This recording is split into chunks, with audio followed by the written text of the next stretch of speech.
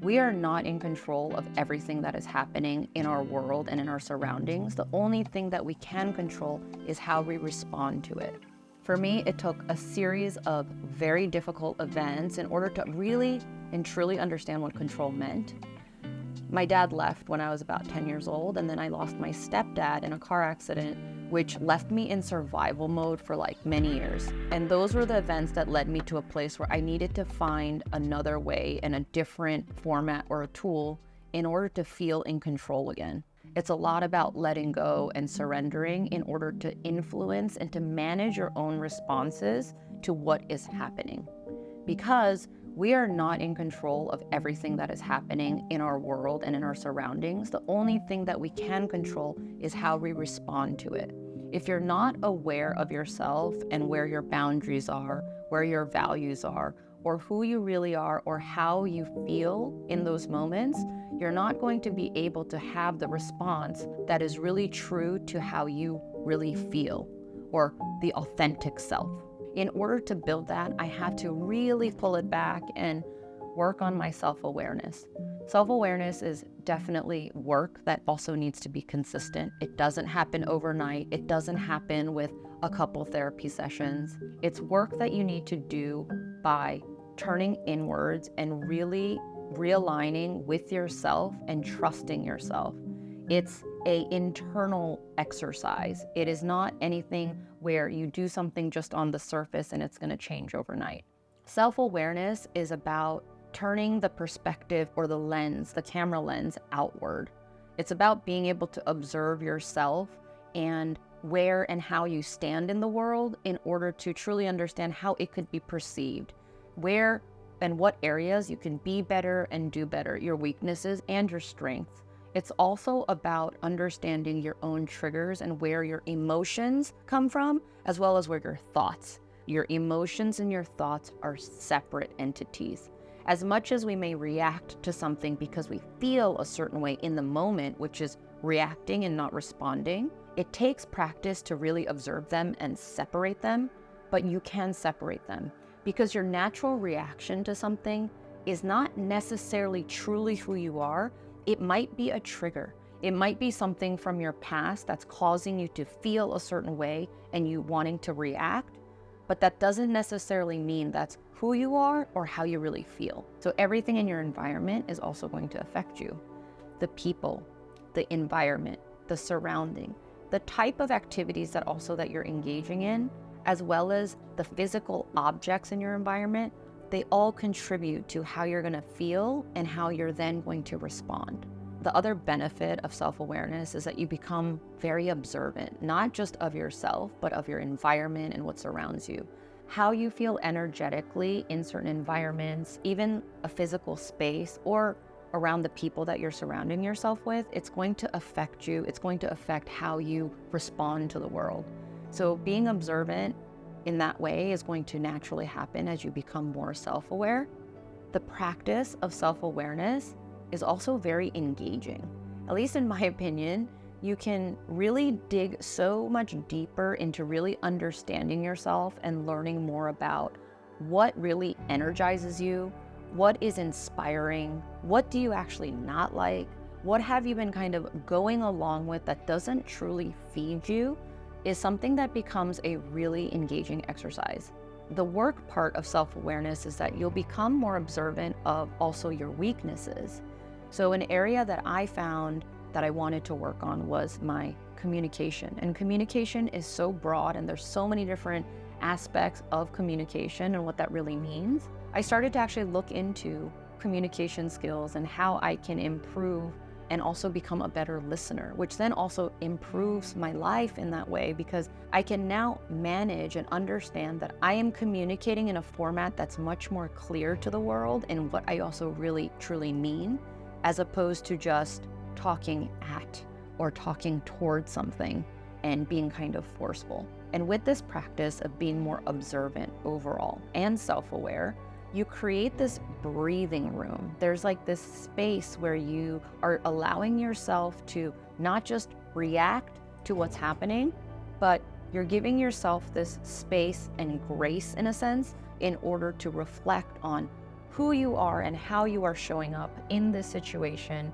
in this conversation, or in this activity. And you're giving yourself time to think about how you want to truly authentically communicate. You're reflecting from not only the camera lens of looking outward, but from multiple perspectives. And that's ultimately going to be the time that's going to be the most valuable, because you're going to be able to be more intentful in how you want to influence this outcome. And what I mean by that is you're going to have had the time to think about how you want to truly respond and communicate what it is that you are trying to achieve. And with this, there is also a difficult aspect of it. You're going to feel some pain in the sense that change is just difficult. Change is uncomfortable. You're also going to find areas where you're going to need to weed out people, different situations and things. You might need to even change a lot of different aspects of your life. But that's all part of the growth that's going to happen. After you've gone through the process of weeding out and sort of understanding more about yourself, you also become accepting. You become accepting of all the parts of you and every part of you. And once you've done that, it's a very powerful tool because it helps you become more accepting of others. What I mean by accepting is that understanding that someone else's perspective or approach might be different than yours. People also have very different communication styles. And communication is not just about speaking. It's about body language and tone and so many different aspects that can contribute to how someone communicates.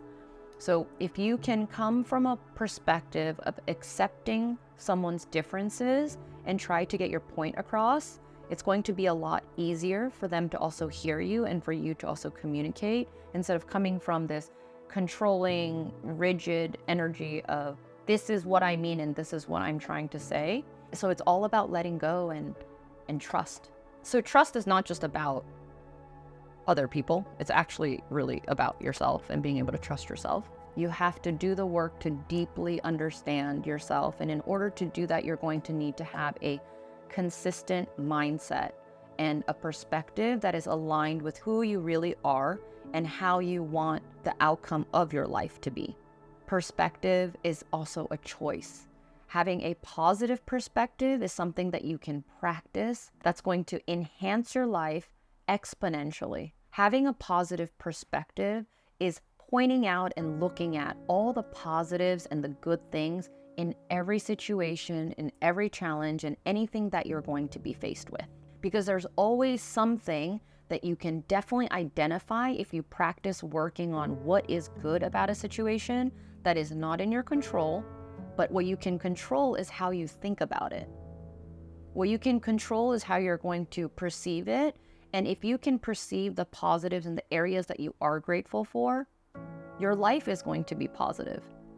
When my stepdad died in a car accident by a drunk driver, it was very shocking, and so many different things changed in my life. I became very negative internally about all the things that I didn't have or that wasn't happening.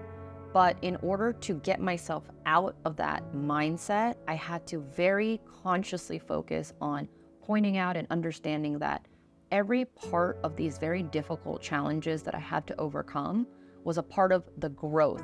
Like, I've learned so much about death. I've learned so much about presence. I've learned so much about also like logistics and aspects of life that I never would have been able to face or have knowledge of if I didn't experience it. They're all experiences that are helping you grow to learn more about who you are and what you want and what you don't want. So even if relationships also don't work out and they are painful, it's because it's a significant part of your life. The outcome of relationships, I think that's a big topic, an area where people find a lot of difficulty and challenges because it has to do with your heart. But if a relationship doesn't work out the way that you imagine, perceived, or hoped for, it doesn't mean that it's a bad outcome.